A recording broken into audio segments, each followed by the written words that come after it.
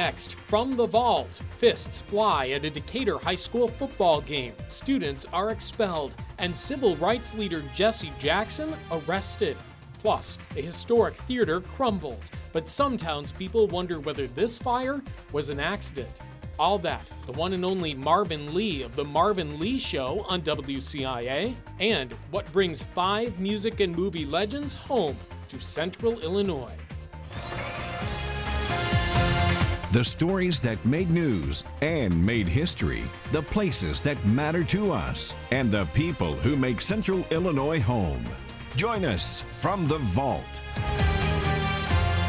Hi everyone, I'm Matt Metcalf. Thanks for joining us. Everyone knows how enthusiastic high school sports fans can be, but at one area game, it wasn't the passes being thrown that caught people's attention. It was the fists. This fight broke out in the stands of the MacArthur Eisenhower football game in Decatur. As a result, 6 students were expelled, the result of the district's zero-tolerance policy on violence. But the school board's decision caught the attention of Reverend Jesse Jackson of the Rainbow Push Coalition in Chicago. Jackson said the students received an overly harsh punishment because they were black, setting off a storm of protests and Jackson's arrest. WCIA had team coverage from Jennifer Hendricks and Andy Sachs. It's from the vault, 1999.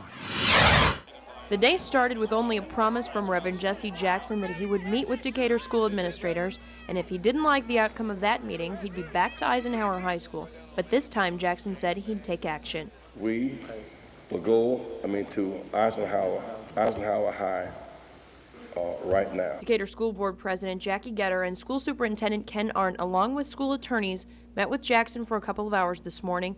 There was talk of letting one of the expelled students in school in January, but apparently it wasn't enough. When the meeting broke up, Jackson met with parents of the 7 expelled students and then came back to Eisenhower High School. Keep hope alive. Reclaim our children.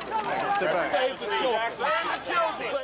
Jackson met the crowd's approval when he was arrested and taken to jail for entering onto school property.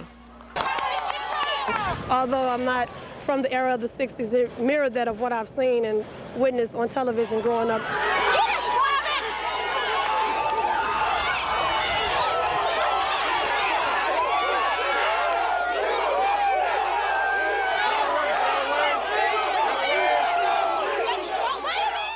The van carrying Reverend Jackson pulled into the back of the jail. A small crowd gathered to watch. Let the children in, let the Reverend out.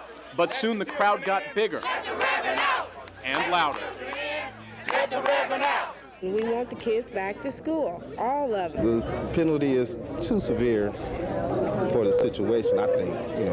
It's nothing but a fight. A fight that's now closed down another street and created another rally. I think that Reverend Jackson is prepared to go the distance on this issue. It's much bigger than the 7 children here. At this very moment, it's as big as 200 protesters.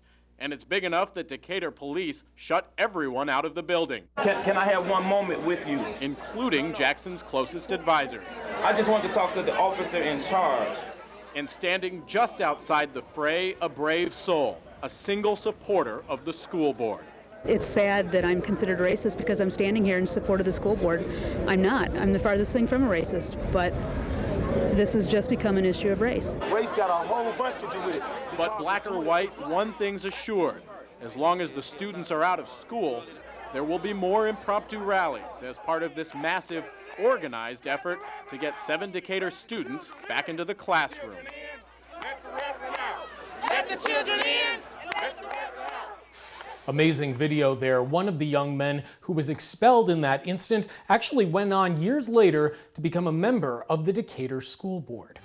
So Central Illinois towns have those special places in the community. So when one of those landmarks is lost, it's a loss that's felt by everyone. That was the case in Paxton in Ford County when the Majestic Theater, built in 1913, burned just as preservation efforts were underway. It's from the vault, 2007. To see that beautiful old theater now reduced to rubble, I just can't think of another word except heartbreaking. It's a tough scene for Jan Fertia to watch. Her father managed the theater in the 30s, and as she grew up. Someone was invited to come to the movie with me. They knew they would not have to pay, so I was pretty popular on Saturdays. Fertia remembers all the good times at the theater, and she's not alone.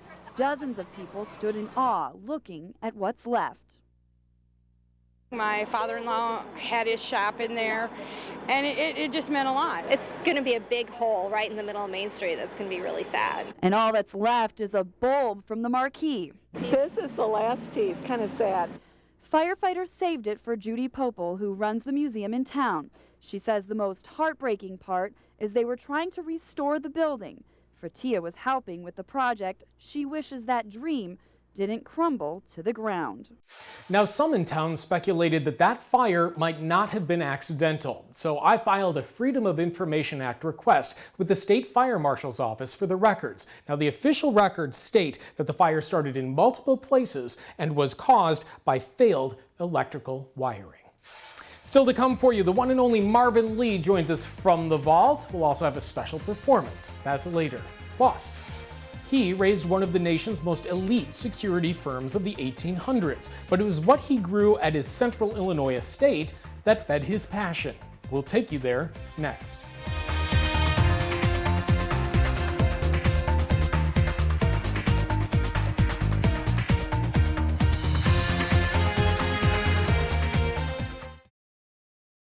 From the Vault, celebrating the rich heritage of Central Illinois. Sponsored by Sunset Funeral Homes. Remember, celebrate, heal.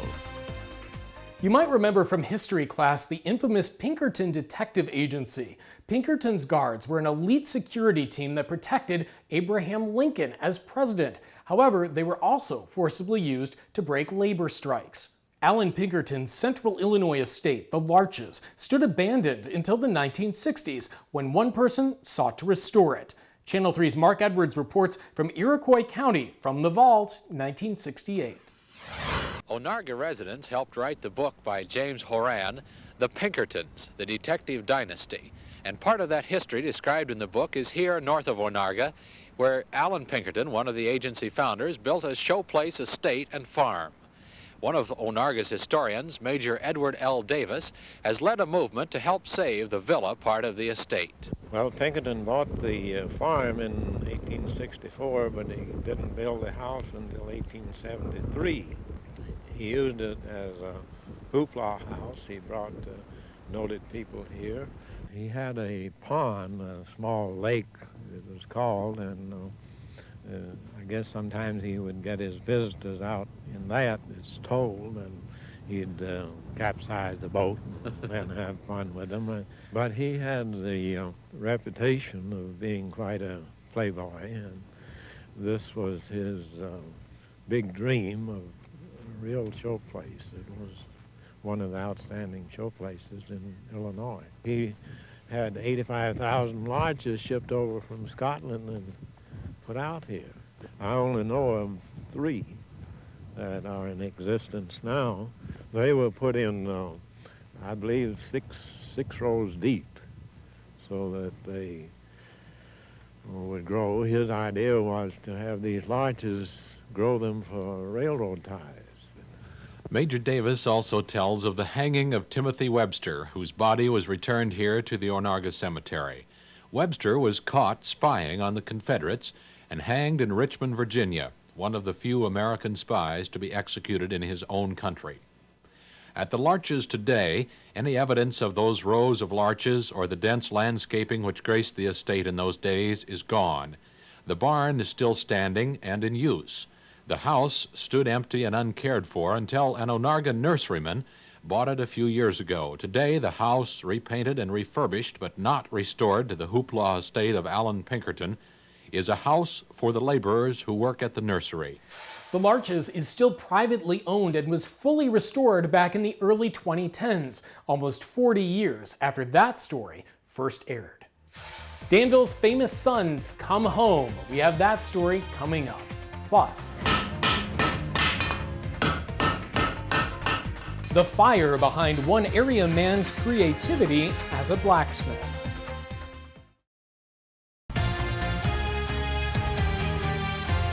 His musical talent and ambition had him touring the country, but our guest today from the Vault calls Central Illinois home.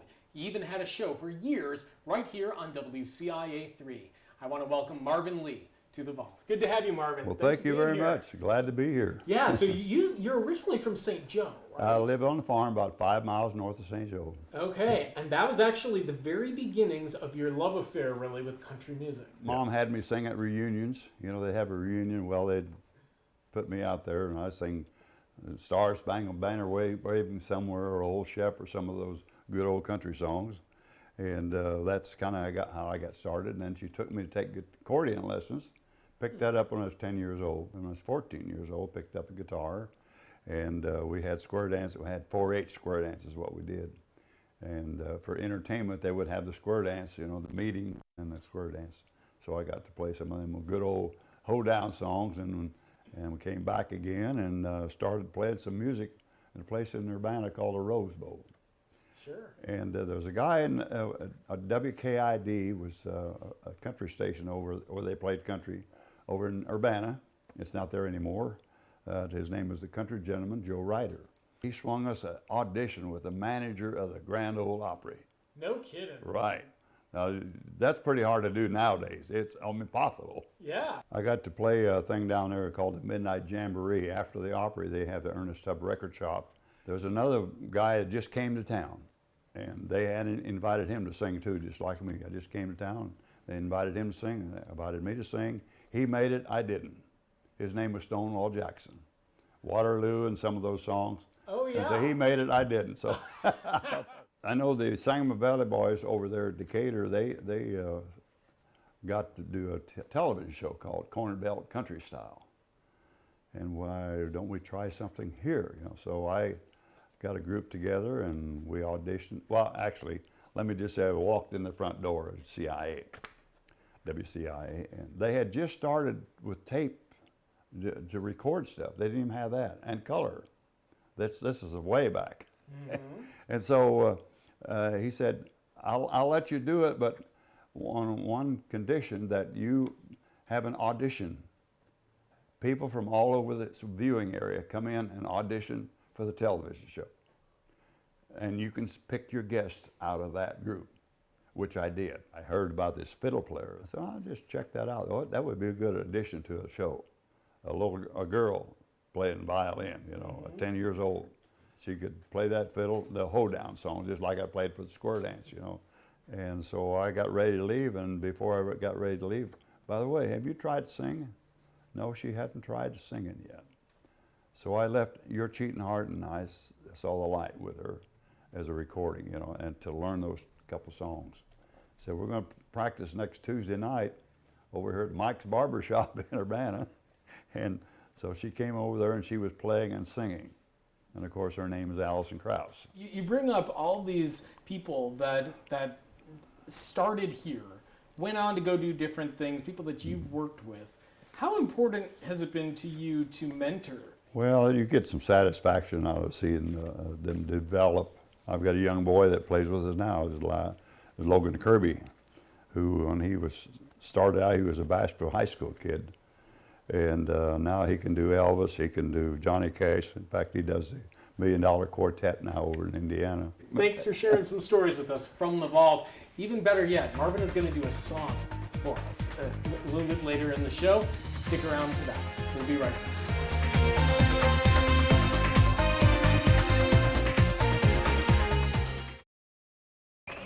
The stories and people you remember from Central Illinois. Once again, From the Vault with Matt Metcalf. A bunch of celebrities call Central Illinois home, but not many towns can claim 5 legends. Back in 1988, Danville's famous Sons came home for a special cause. Arriving by the customary limo, Danville's famous Sons returned home. Dick and brother Jerry Van Dyke, Donald O'Connor, jazzman Bobby Short, and Academy Award winner Gene Hackman were all at the Hagler Mansion for a fundraising reception sponsored by the Vermilion Heritage Foundation. Sponsors hope to raise $3 million to restore the historic Fisher Theater.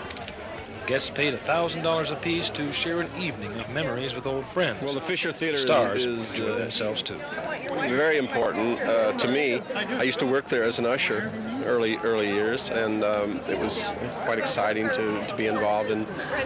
Well, I figured, you know, with Gene and Bobby Short and everybody from practically everybody in show business from Danville came at once. I don't know how they did it logistically, but I knew that a lot of people would, you know, turn out because it's for a good cause.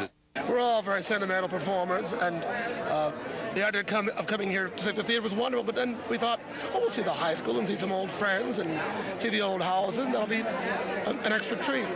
Oh, I tell you, this is really thrilling to be here with Gene and Dick and Jerry and Bobby and everybody. It's really exciting. Sponsors were very pleased with the turnout. Around 350 persons paid $1,000 apiece for the evening. Channel 3, I'm John Graham. Even in an age of conveniences, some choose the old ways. That was the case for one man that PM Magazine met back in 1981. He brought an old trade back to Newman in Douglas County, inspiring a new sense of community pride. Here's Suzanne Kay. There are people in this country who claim Americans just don't take pride in their work anymore. But John Smith proves them wrong. He's an unusual craftsman with a talent given to only a select few, blacksmithing. In fact, John is so enthusiastic about what he does and takes smithing so seriously, he even makes his own tools. There's a certain love that I have when I grab a punch that I've made and swing down on it with a good hard blow on hot metal and drive the hole through. And I have an appreciation for those handmade items. I feel that there's a heritage there that I want to share in. John is a great believer in achieving personal satisfaction for a job well done. In fact, it's taken him more than a year to restore the building that houses his shop. The Tucker Building is the home of John's business, the Brushy Fork Trading Company. It was originally built by a German immigrant, also a blacksmith, and signs of the building's colorful past remain. John decided to become a blacksmith, partially in keeping with the building's tradition, but there are several other reasons. As a child, it's easy to stay in touch with your imagination and your feelings and to mold the world, to be in control of your world, if with your fantasy. But as an adult, it's not so easy. But John found it wasn't as hard as he thought it would be, especially with the help and moral support of his friends and neighbors in Newman.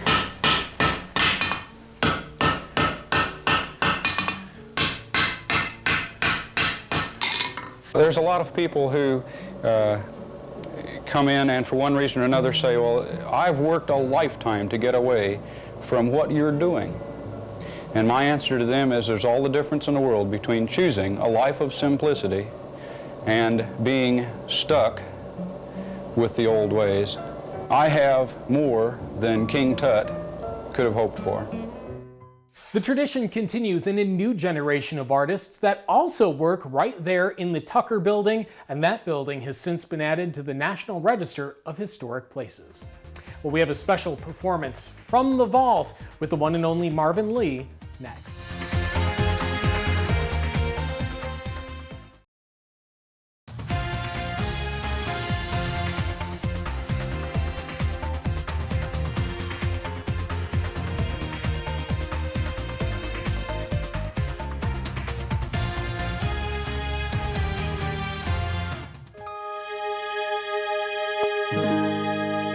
There's a feeling in the air that you can't get anywhere except Champaign-Urbana. We've shared 1,000 yesterdays and we love the magic ways of Champaign-Urbana. Working hard at what you do, the spirit shows in you, keep reaching for the sky. It's in the young, it's in the old, it's in your heart and soul. We're all good neighbors passing by. Makes no difference where I go, you're the best hometown I know. Hello Champaign-Urbana, hello Illinois. We're WCIA 3.